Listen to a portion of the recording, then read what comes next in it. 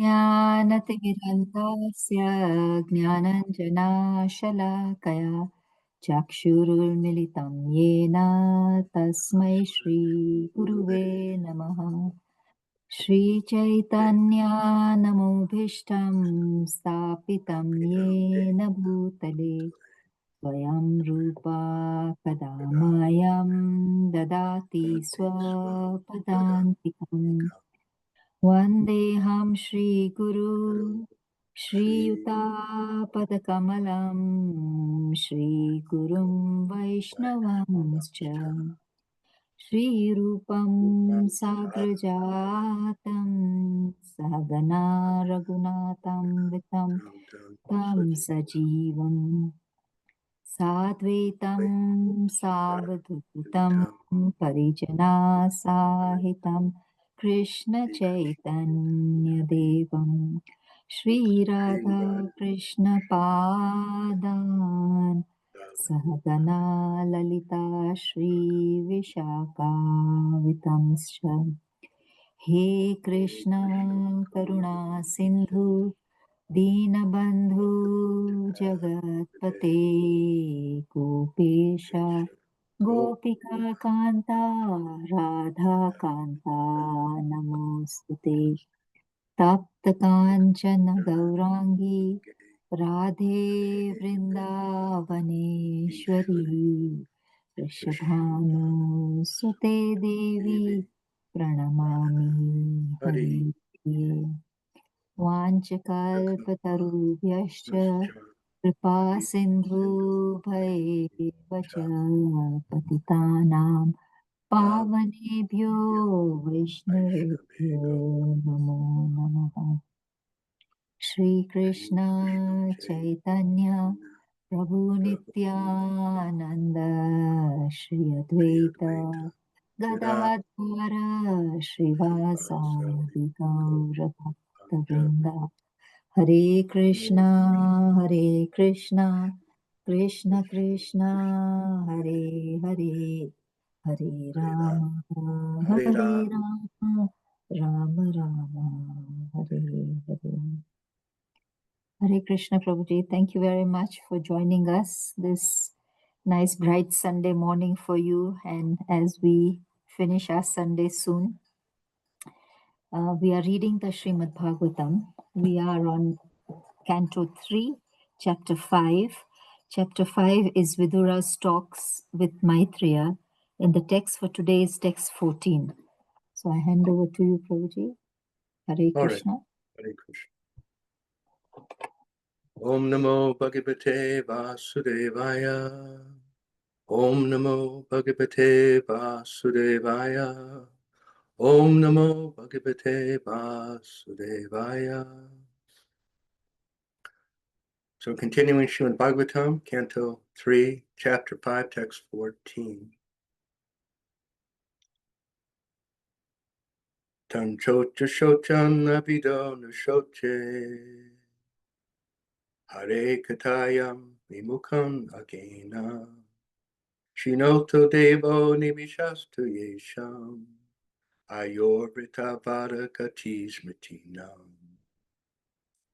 Someone would like to chant? Yourself? Yes, Prabhuji. Tanchoya cha socyam avido nushchache Hare kathaya vimukhan agnena Shinoti deva nimasastu yesham Ayurratha vadagati smritayanam.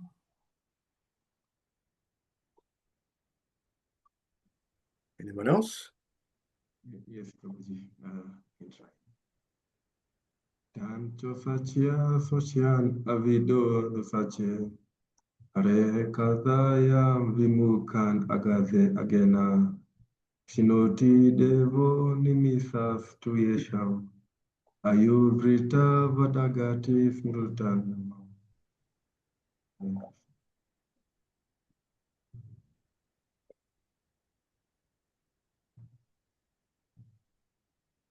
Could you read the word for word, please? I have to plug in my computer. Okay, Prabhuji. Eastern Prabhu, would you like to read the word to word? Yeah, I will be very lucky to do that. Okay. Hare Krishna. Turn all those All those. Socha pitiable. Sochya pitiable. Sochan of the pitiable. Sochyan of the pitiable. Avidha ignorant. Avidya ignorant. Anu soche I pity. Anu soche I pity. Hare of the Lord. Hare of the Lord. Kathayam to the topics of. Kathayam to the topics of. Kathayam to the topics of. Kathayam to the topics of. Vimukhan avas. Vimukhan averse. Agena because of sinful activities. Aghena because of sinful activities. Sinoti decaying. Shinoti decaying. Devaha the Lord. Devaha the Lord. Animisaha eternal time. Animisaha eternal time. But Yesam of whom. Esham of whom. Are you duration of life? Duration of life. Vrata uselessly. Uselessly.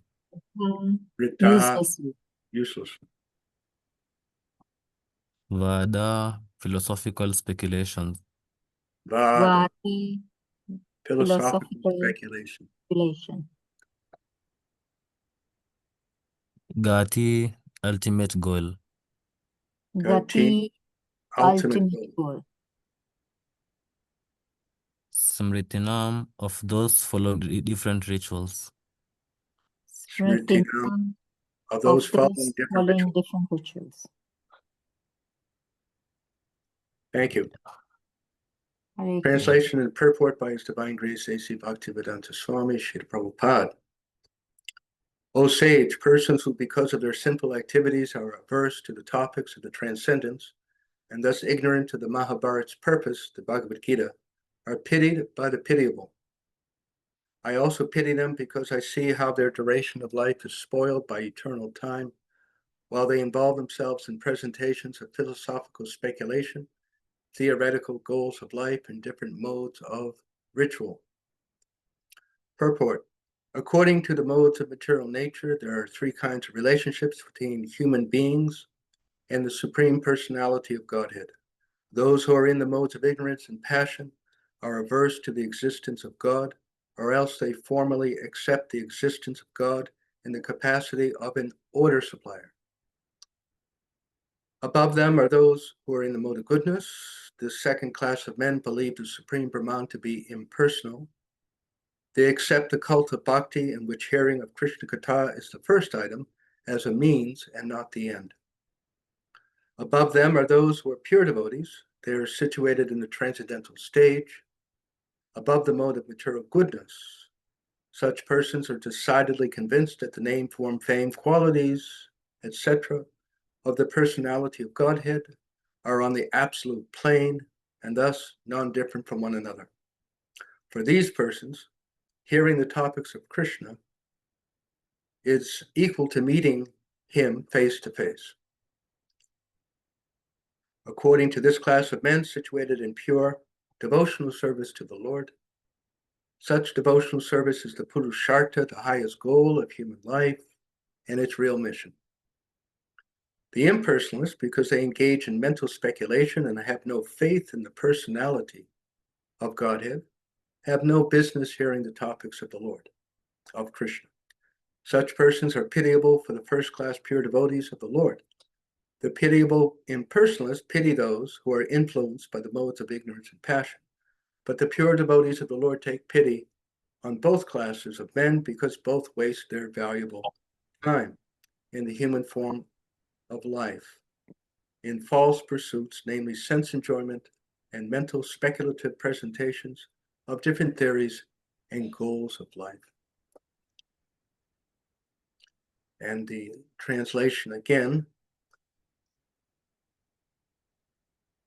O sage persons who, because of their sinful activities, are averse to the topics of the transcendence, and thus ignorant of the Mahabharata's purpose, the Bhagavad Gita, are pitied by the pitiable. I also pity them because I see how their duration of life is spoiled by eternal time, while they involve themselves in presentations of philosophical speculation, theoretical, ultimate goals of life, and different modes of ritual.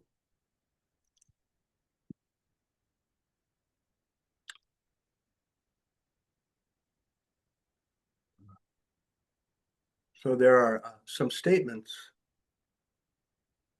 that I'm not remembering the Bengali. Lava Matra, Sadhu Sangha, Sarva Shastra Hoy, Lava Matra, Sadhu Sangha, Sarva Siddhi Hoy. In the Chaitanya Charitamrita, this is quoted about in the conversation between Lord Chaitanya and Sanatana Goswami. Sadhu Sangha, Sarva Shastra Hoy, Lava Matra. So matra means time, and lava is an 11th of a second, a 10th of a second. It's very short, like a firecracker. They go off, boom, very quick, an 11th of a second, very quick. After the fuse gets there. Lava Mantra, Sarva Siddhi, Hoy, Sarva Siddhi, Sarva, of course, is all, and Siddhi is perfection. Lava Mantra, an 11th of a second. That by the association of a pure devotee of Krishna, a real sadhu, a fully awakened sadhu, one can attain Sarva Siddhi. You know, when you go to the university for some course, a degree, suppose in engineering or any study, they have the different levels, right? The bachelor's degree, master's, and doctorate, PhD. And even in high school, before college, one can learn something about engineering. So they all know something about engineering. But the depth, right? How much, how deeply, how thoroughly, how comprehensively the understanding of engineering.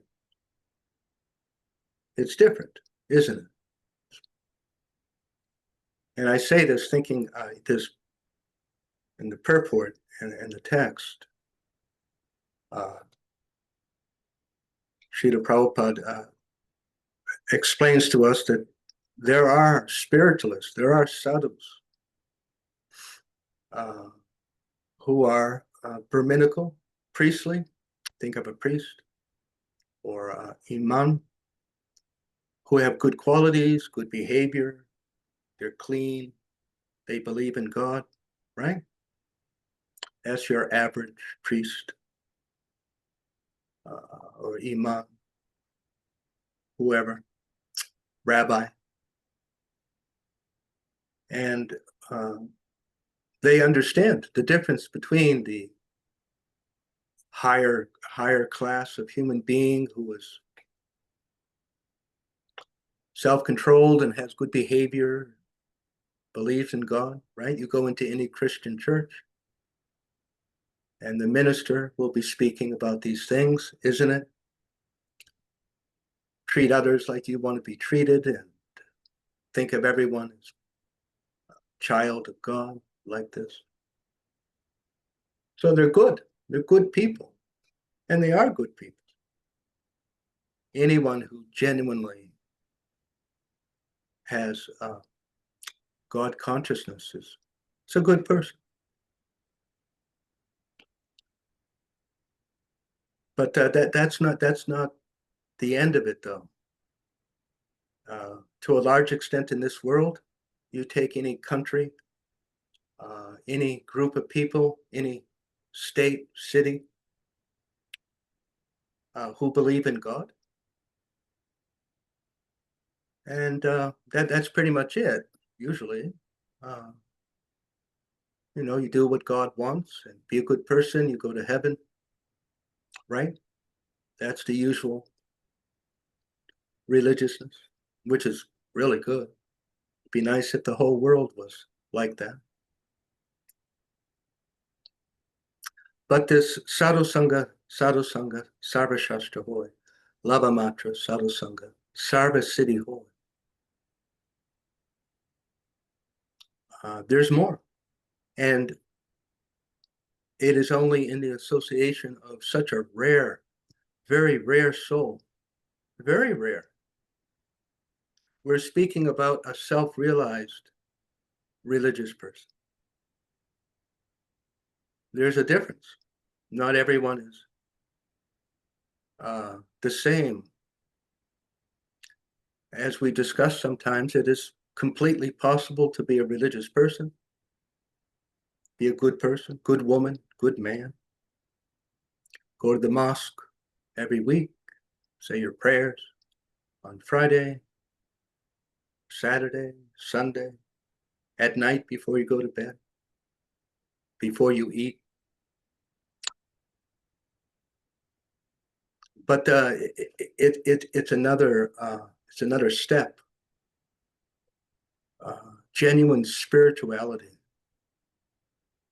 not just material goodness, which is being discussed here in the purport to some extent, that the pitiable impersonalists pity those who are influenced by the modes of ignorance and passion.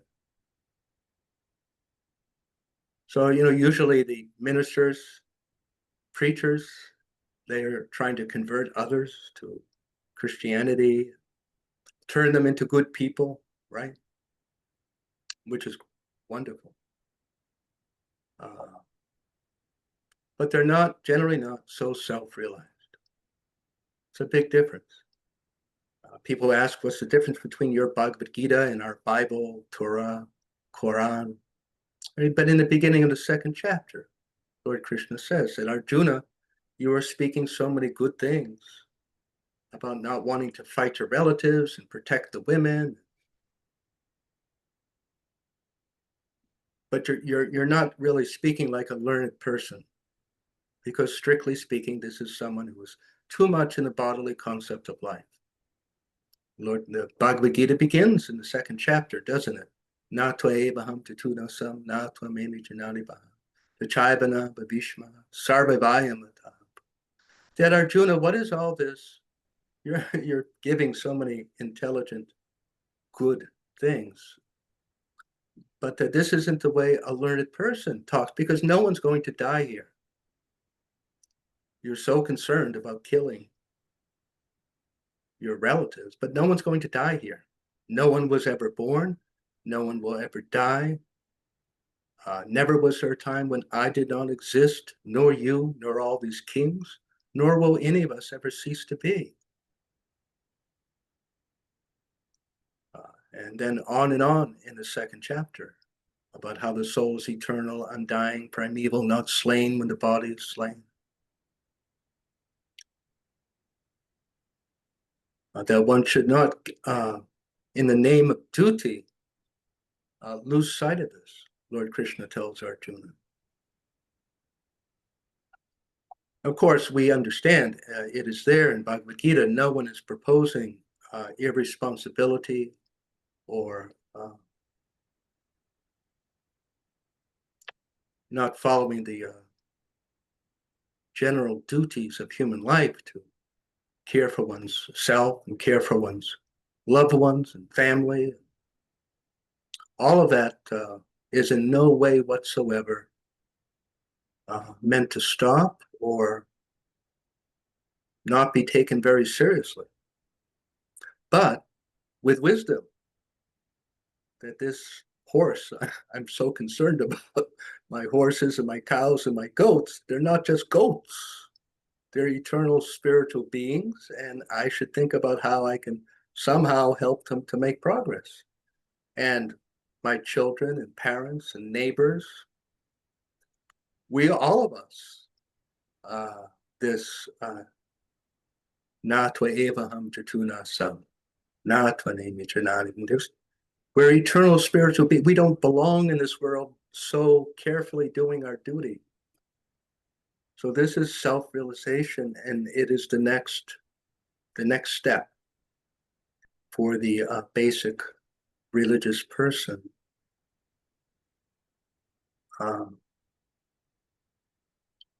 And for many persons, we know they don't come from a religious background. They don't have good behavior. They need to be saved just to become a good person. So therefore the Brahmins, Namo Brahmana Devaya, Go Brahmana Hitaya Cha, in general, the religious Brahmins, the Pandits, are dear to Krishna. Because at least they appreciate the mode of goodness. They understand the difference from being a uncontrolled, undisciplined, atheistic sort of person, and having the culture of devotion to God. And people, according to our previous lives, we have a background. Some of us are born into very religious families who worship someone or other. And then there are those of us who don't. So here in the translation, it says persons who because of their sinful activities. Why are they averse? Why aren't they interested?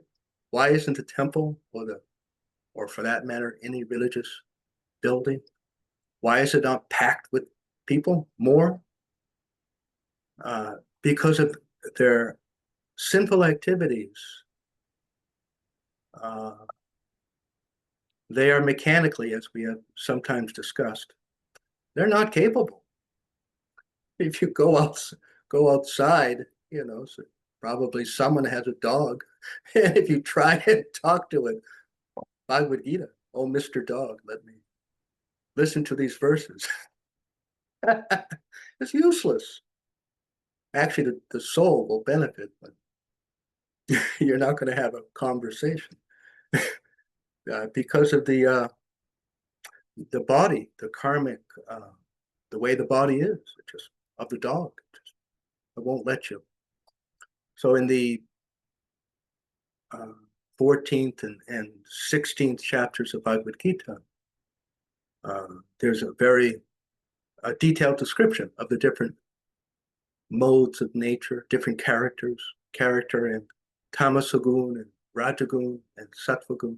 And Lord Krishna describes there then, it's just mechanical, just someone who is, because of their sinful activities. Now, think about this. We say sinful activities, but I think from one angle of vision, an athlete can commit sinful activities, of course, but in the sense that any activity that interferes with the athlete's success, from a certain perspective, is a sinful activity, and it blocks their progress. The coach says, eat a high protein, low sugar diet, and if they just stuff themselves with biscuits, and it blocks their progress to perform, then from that particular perspective, I'm thinking it's a sinful activity. And for humans, any activity that blocks our vision, that clouds our vision, that clouds our understanding of our spiritual father to sinful activity. That's what sinful activities are. Sometimes people will say, oh, well, God wants me to do this and God wants me to do that. Yeah, just like a coach. The coach wants, supposedly, you want to be successful. And so the coach is saying, do this, do that, do this, don't do that. Yes. Hello. Of course, if you're not interested in that kind of success, then you'll find it a pain in the neck. So many people actually that they don't, oh, why do you have to follow the Bible? Why do you? Well, you're supposed to, but why? Why? Well, God wants you to do it. Well, that's a very good reason. But actually, Krishna has a purpose in mind. All the different rules are to empower us, to enable us to understand Krishna, to appreciate Krishna. It just is like a doctor, really. Krishna is Adi Guru, the original guru, the original healer. And he is very interested in curing the malaria, typhoid of forgetfulness of him. And so he appears again and again, Parichanaya, Sadhanam, Vinashya, Taduskutam, to deliver the pious, those who are interested in seeing and annihilating the miscreants who cause problems to those people, and reestablishing religious principles, which basically means the medical regimen, the spiritual prescription. That's sometimes I like to think of it like that because it is. It is. Krishna says, you have fallen into this material world. You're forgetful of your own spiritual identity. You're distracted by desires to enjoy this dreamland where you don't belong. And then you're trying to solve the problems in the dreamland. And it's just like, I don't know if you have seen, probably, but someone who's having a nightmare or even just a dream and they're moving around in their sleep and there's things going on.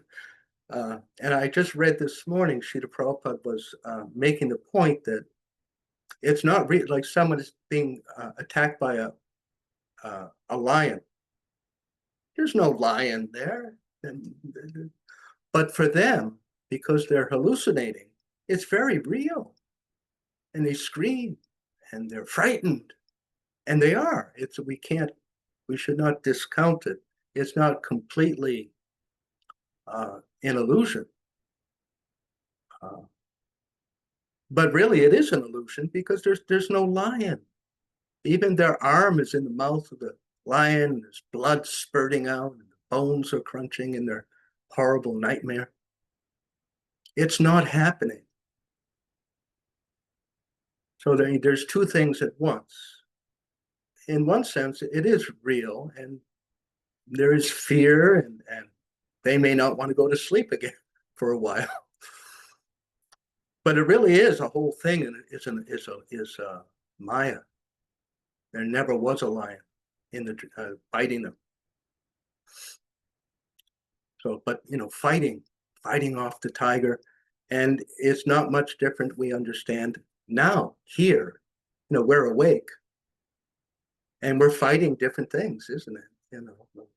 Fighting to pay the rent on the flat and the mortgage and take care of the car and the house and the children and this problem and that problem and this problem. And it is real. That is perhaps a little more real than a dream, but still ultimately we're involved in something which is a dream.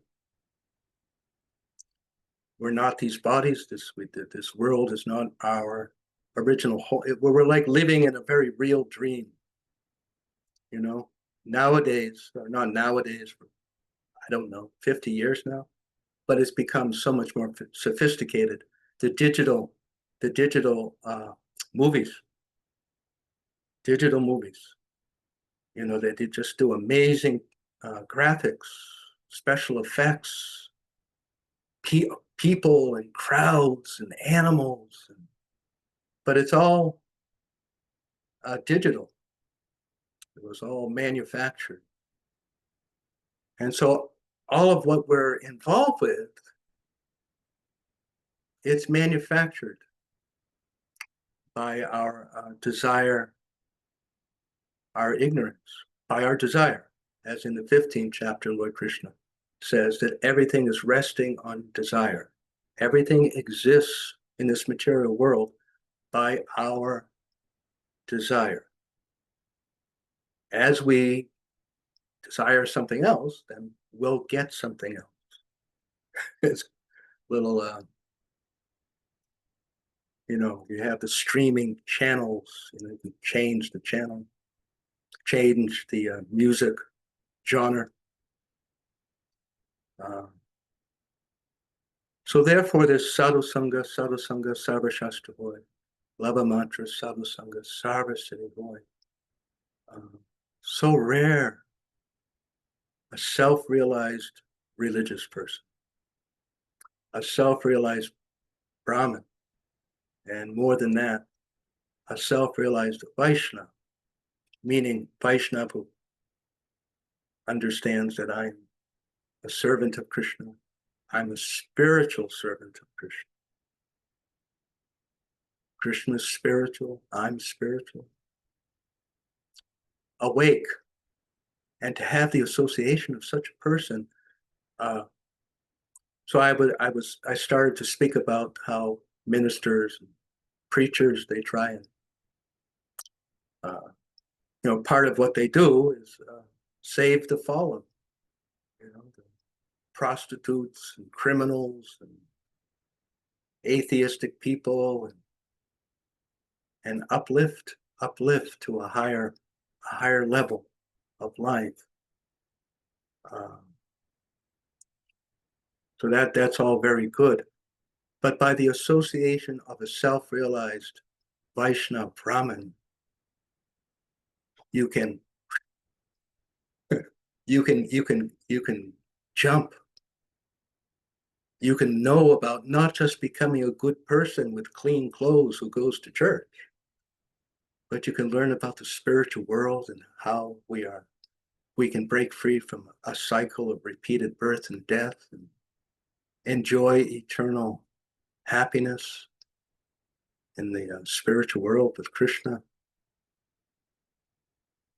So that lava mantra in an 11th of a second.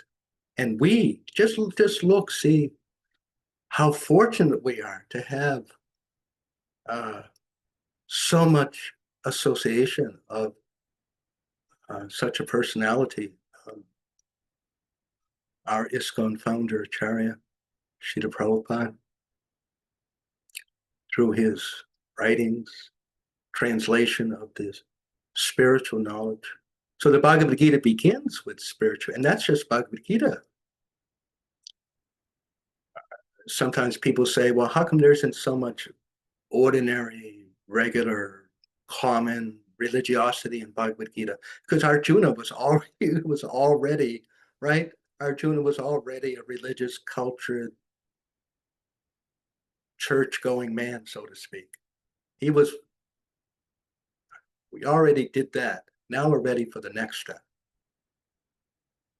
We don't want to be, Krishna does not want us to be just a good person helping elderly people cross the street, remaining in this material world forever. He wants both.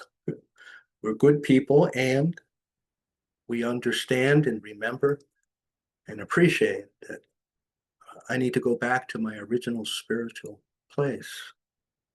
So therefore, Srila Prabhupada writes, in this purport about that, that Vidura is saying how sad it is that people who are sinful are not interested. And also those who are impersonalists, who are not fully self-realized, he also pities them that you're not completely understanding, and you'll have to remain in this material world until you do. So how important the association of devotees, not something to take cheaply or to become familiar with. Familiarity breeds contempt. I know something I struggle with to avoid trying to keep alive to how special, how valuable this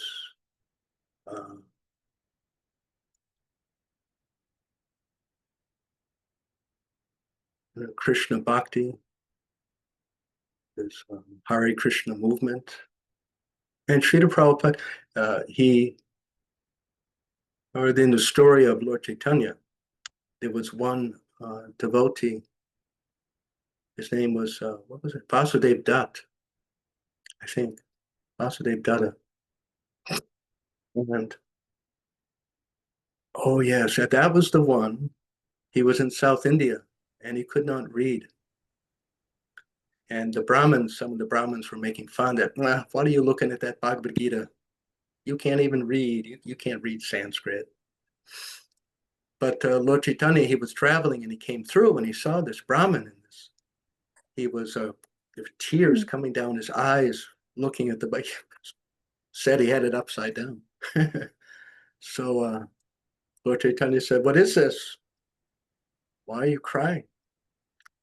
And he said, well, I look at this painting of Lord Krishna, God, and he is driving the chariot of Arjuna, and he has the reins. And so sweet, just such love. And so I cried. And Lord Chaitanya Mahaprabhu embraced him and said, you have understood. And he said to those Brahmins, stop bothering him. He is way beyond you. But then, so Vasudeva, he said, and then Lord Chaitanya embraced him and his disease went away. And he was looking very handsome. I think it was the same person. And anyway, the purport is that.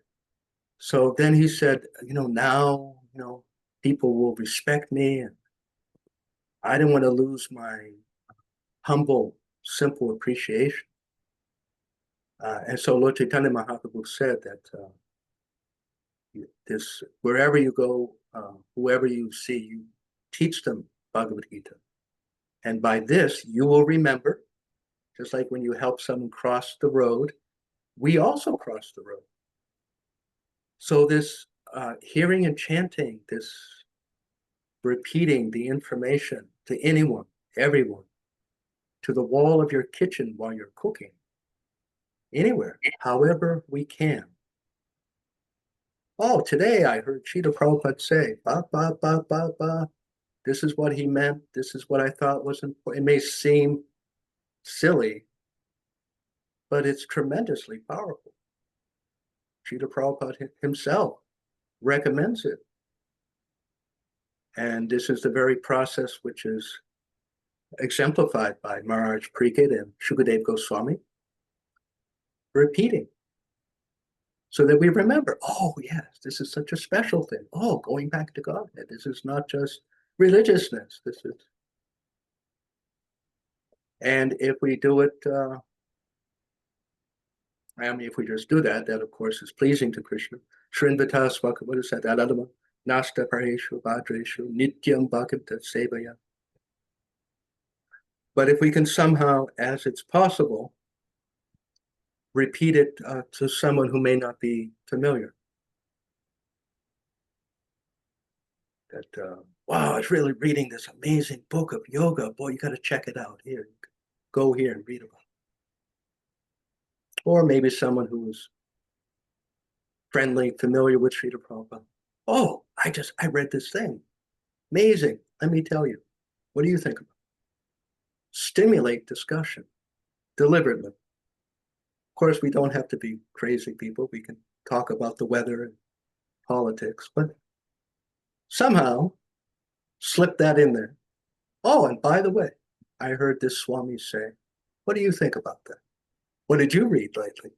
Just 3-4 minutes. It doesn't have to be a very big thing, but that's so pleasing to Krishna, and it will help us, of course, to remember, and the other person. And so pleasing to Krishna that we do that. So back to this, the purport. So obviously, a very important reason for us to live our life according to the direction of Guru and Krishna, which means to avoid, which means we won't be engaged in sinful activities. And that will help us. Physician, heal thyself. We have to look after ourselves so that we have more and more attraction for Krishna. As we hear Srila Prabhupada explain repeatedly, that Krishna consciousness is not artificial. It is something within us. We just have to awaken it. A very simple thing. It's already there. We can ruin it if we commit sinful activities. Then we can also lose attraction for Krishna. So we should be very careful about that.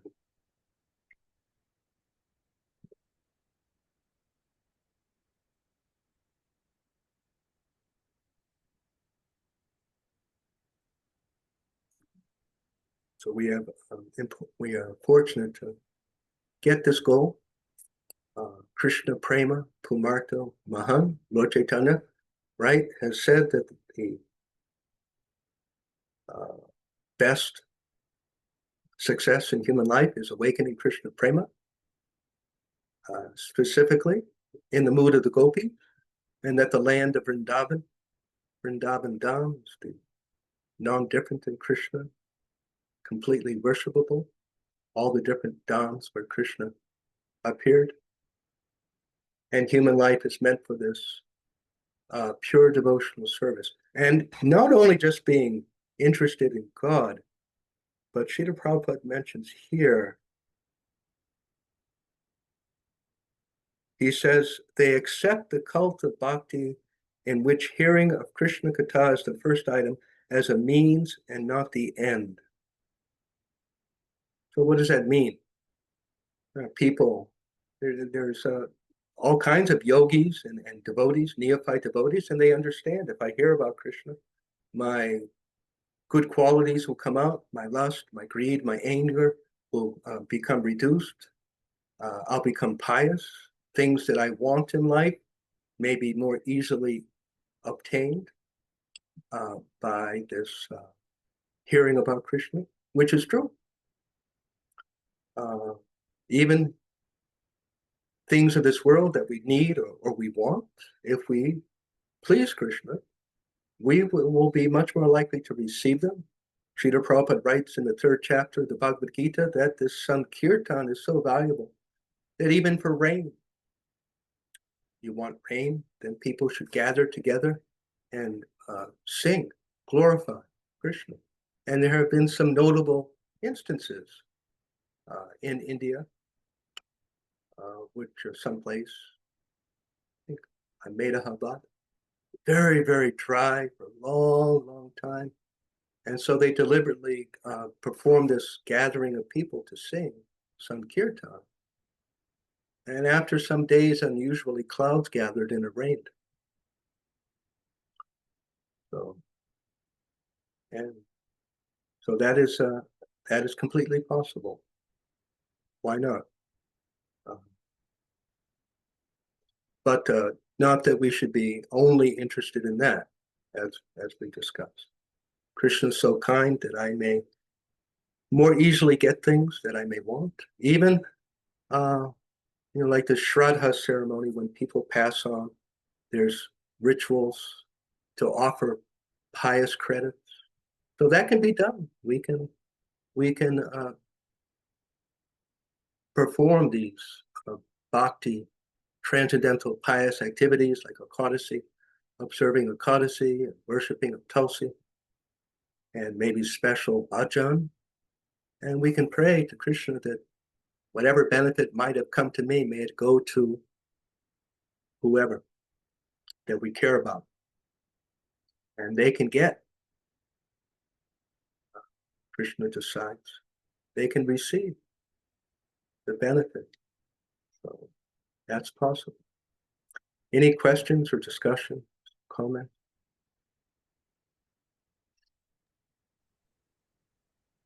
Thank you very much, Prabhuji. So on the last note that you can ask that whatever spiritual credit I get doing this can be transferred. Is that possible? I mean, Yes, it's mentioned. There are, if you look online for the, what is it called? But you look up Ekadasi narratives, Padma Purana, PDF. I'll see if I can find it. One of our ISKCON Swamis put it together. But there's a number of narratives about the power of Ekadasi. Repeatedly, the wife, the husband, the children, the person themselves, some very difficult situation. And then the saint tells them, well, do this tapasya on Ekadasi and offer the results to some notable narratives. Yeah. So it may take a few times, but depending on our devotion. But it's very pious, so much pious credit. And this Shravanam Kirtanam, hearing Srimad Bhagavatam, Jagya. So we're talking about Jagya, performing activities for the pleasure of Krishna, to please him. Srila Bhaktivinoda Thakur, he engaged some Brahmins in reading Srimad Bhagavatam underneath some tree in Jagannath Puri that was inhabited by a ghost. And they finished, the tree crashed down, broke, ghost left. So, yeah, so these things work to one degree or the other. It's certainly good attitude for us. Oh, well, you know, because sometimes we think, what can I do? What can I do? So it's good to, some relief is possible.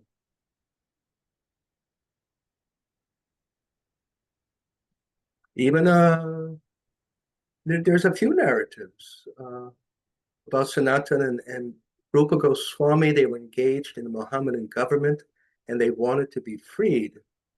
And so they engaged a number of Brahmins to perform a jagya on their behalf so that they would become relieved of that bondage. So these things work. I'm tempted to say, to the extent that we deserve them to work, destiny is an interesting thing. But generally speaking, yes, all these things, they're helpful.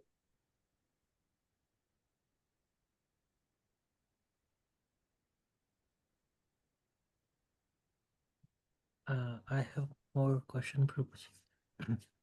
What's that? I have a question, Hare Krishna. Yes. Like for Ekadashi, just comment like many devotees they are using there's one app by the name Jaya Pataka app, Swami app.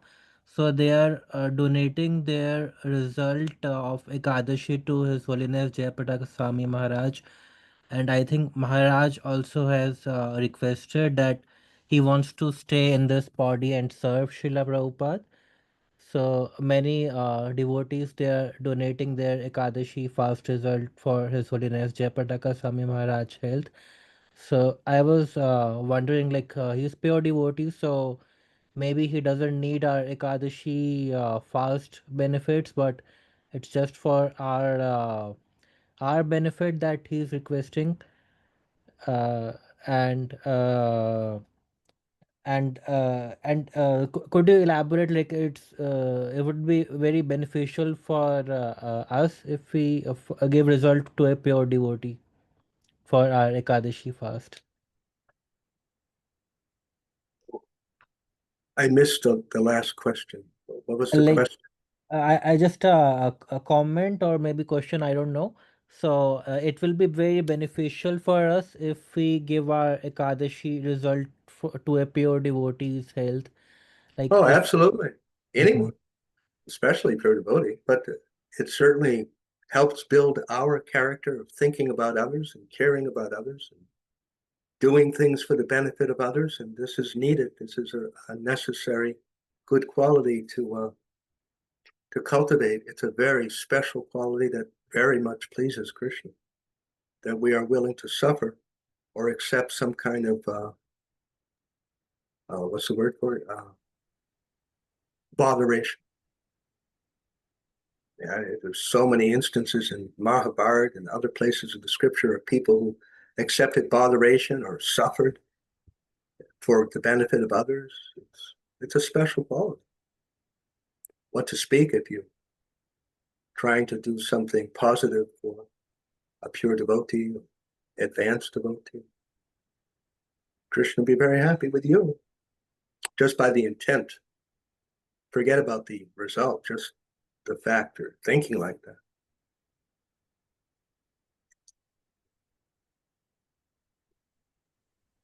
I have further questions as well. Okay. In the Bhakti Rasamrita Sindhu, it is said that a devotee is not negligent in material duties. Srila Prabhupada explains in Bhakti Rasamrita Sindhu that a devotee is not negligent in the material duties or material affairs. And in the beginning of the class, you also mentioned from Bhagavad Gita that we do our duties, but we don't lose the focus. So like we care for our families, but we don't lose the focus that they like we care for our horses, you said, but we keep the focus that we are they are souls and they're part and parcels of Krishna. So one verse I can recall is 3.21 Jadriyat Atritri Shrestha, that we preach by our character. So if somebody is neglecting their material duties and only doing devotional service, then that's doesn't set a good example. So are there other verses in the Gita which support the statement from Bhakti Rasamrit Sindhu that a devotee is not negligent in material duties? Well, are there other verses that support that a devotee is not situated materially or acting Uh, n- materially? no, no, not negligent. Not Yeah. we should Well, we and should. there's one that comes to I like to remember in the Nectar of Devotion, the Bhakti Rasamrita Sindhu, which was given to us by Srila Rupa Goswami, who Srila Prabhupada glorifies as being the leader of, after Lord Chaitanya of our Sampradaya. And he says very plainly, a devotee should not be negligent in ordinary material affairs. Don't be negligent in that's it. Thinking, well, I'm transcendental or this is illusion or whatever is going through your mind. Don't be negligent. Dot all the I's, cross all the T's, make sure your children brush their teeth every day, make sure the dog gets fed. Don't be negligent. Srila Bhaktivinoda Thakur is such a wonderful example, superlative example, I think, someone in householder life, at least externally. And his biography and autobiography are there. He dotted his I's and he crossed his T's. He taught as a teacher for many years. He worked as a magistrate judge. And it's described he was very efficient.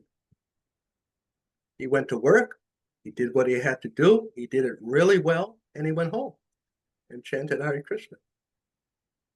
So Krishna has given, the outlook that Krishna has given me this opportunity to provide income for the souls in my care, and I had better keep this job. This is Krishna has given me this opportunity to have the income needed for his service. Srila Bhaktivinoda Thakur is so amazing. On the one side, we have all of these, very deep personal expressions of devotion and realization of Krishna. And then, but of course, but then at the beginning, the foundation that I surrender to you in the Sharanagati. There's the Sharanagati set of songs, and he talks about surrender, which is it's good to read through those prayers because at least we can get an idea of how such a person thinks. But he writes, "I'm no longer mine. I'm yours, and this house, it's your house, and all these people, they're yours, and I'm your servant, and it's my duty to look after them. So I'm not negligent. Fully Krishna conscious and doing what needs to be done to the best of ability on the material side and the spiritual side, even better on the material side. Because when we're motivated by ourselves, sometimes we get upset with our spouse and we don't want to do anything for them. Or our children get so annoying or something. But for Krishna, whatever I'm thinking about them, Krishna wants me to take care of them.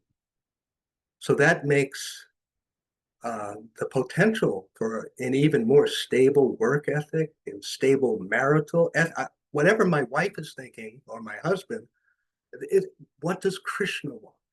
And I am his servant, and it's my duty to do my responsibility to them, whatever they're thinking. Of course, we don't accept abuse, but you see, so it's another higher level of strength that we can persevere. Whether I like it or don't like it, what is Krishna like? And if Krishna's happy with me, then I feel good inside, like this. So it's mystical, actually. So be a mystical source of strength and enthusiasm. In the beginning, Srila Prabhupada writes, our tendency is to be spiritual and just not take care of the material side because that's material, that's Maya. But as we mature, it's a little funny, but as we mature, it's Krishna's. Krishna. I remember I was at this one temple, living at this one temple, and I changed the oil of my car. So I emptied the oil into the pan, and there was like a woods bush.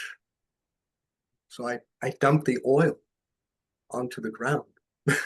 And the temple president leaned out of his window and he chastised me. He said, "What are you doing? That's Krishna's ground. Don't do that. It's Krishna's." So there you go. How's that? Yeah, very good explanation. So, from the Bhagavad Gita, also some verses, if you could quote, which give the same explanation. Some Um, references?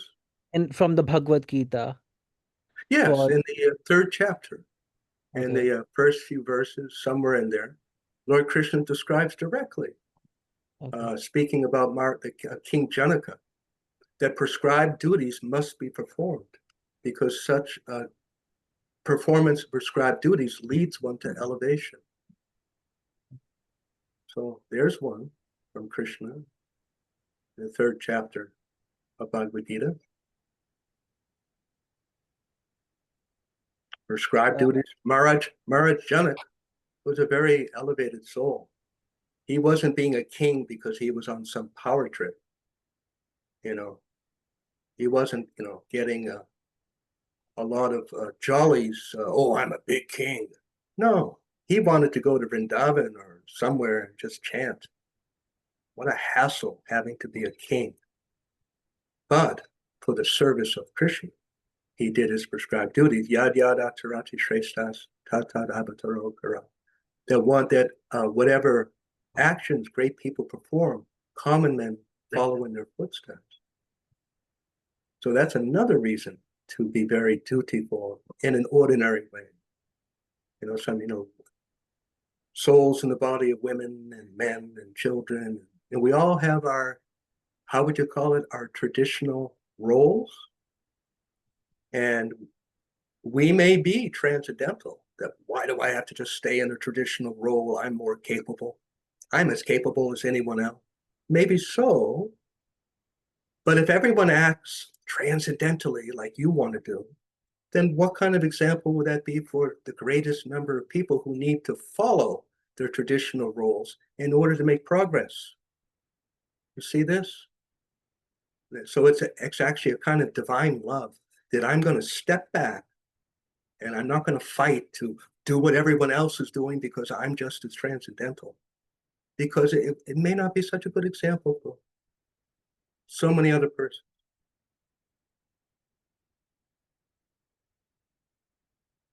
It's a very sublime point that. It's a matter of, it could be, it has so much potential for pleasing Krishna and divine love.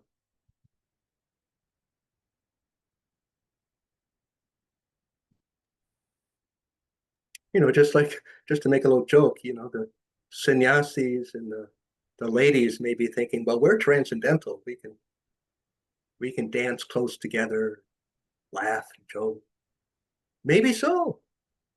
Maybe. But what kind of example is that for everyone else? Because if they do that, they won't be transcendental.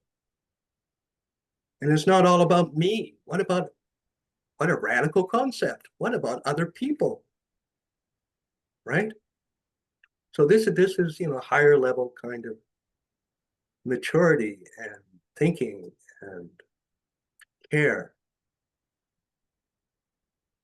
And it has great rewards too, because Krishna knows that we may sacrifice. That's like one brilliant example is Sanatan Goswami and Haridas Thakur, who were not allowed in the Jagannath Puri temple. And they did not fight and protest, oh, don't look at our body. We're just as spiritually awake as anyone else. They didn't do that. So it just caused such a disturbance. We'll just sit here and look at the temple chakra.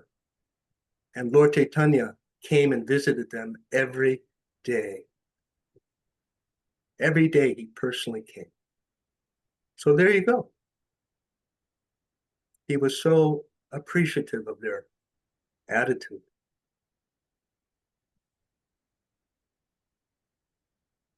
I'll try and find some other references.